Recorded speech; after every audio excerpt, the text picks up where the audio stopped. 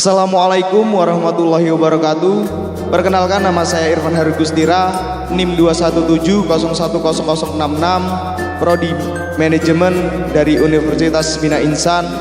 Di sini saya akan menerangkan tugas dari mata kuliah Manajemen Risiko dan Investasi, dosen pembimbing Dio Rimbanu MSI. Sebelum mengenal investor, baiknya kita mengenal apa itu saham. Saham yang pertama sebagai salah satu pilihan investasi. Yang kedua, surat berharga yang diperjualbelikan di pasar modal.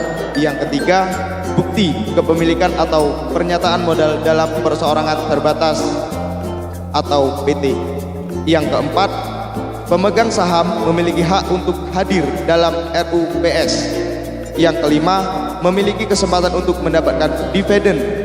Yang keenam, saham merupakan aset liquid, jadi mudah untuk diperjualbelikan. Baiklah, di sini saya akan menjelaskan tentang investor.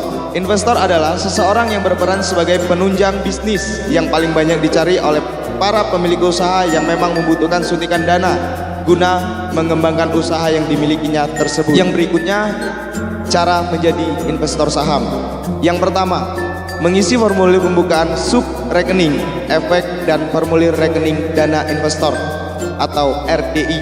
Yang kedua, memberikan dokumen yang diperlukan seperti fotokopi KTP, fotokopi NPWP, fotokopi bagian depan buku tabungan, dan lain-lain. Yang ketiga, setoran dana awal ke rekening di bank RDI atas nama calon investor. Yang keempat, setelah disetujui, selanjutnya kita sudah siap bertransaksi. Berikut ini mengapa seorang calon investor belum disebut menjadi klien perusahaan sekuritas. Karena satu, belum atau kurang mengerti apa itu saham. Yang kedua, belum atau kurang mengerti mekanisme perdagangan saham.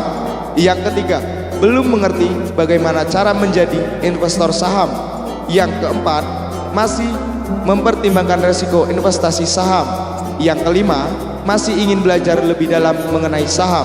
Yang keenam, takut melakukan investasi saham. Dan yang berikut ini, investor yang sudah menjadi klien perusahaan sekuritas tapi belum melakukan transaksi investasi. Satu, sudah mengerti apa itu saham, sudah mengerti mekanisme perdagangan saham. Yang ketiga, sudah menjadi investor saham. Yang keempat, sudah mempertimbangkan resiko investasi saham. Yang kelima, masih ingin belajar lebih dalam mengenai saham, takut melakukan investasi saham. Baiklah, itu tadi penjelasan saya tentang investor. Jika ada kesalahan dan tutur kata, saya mohon maaf.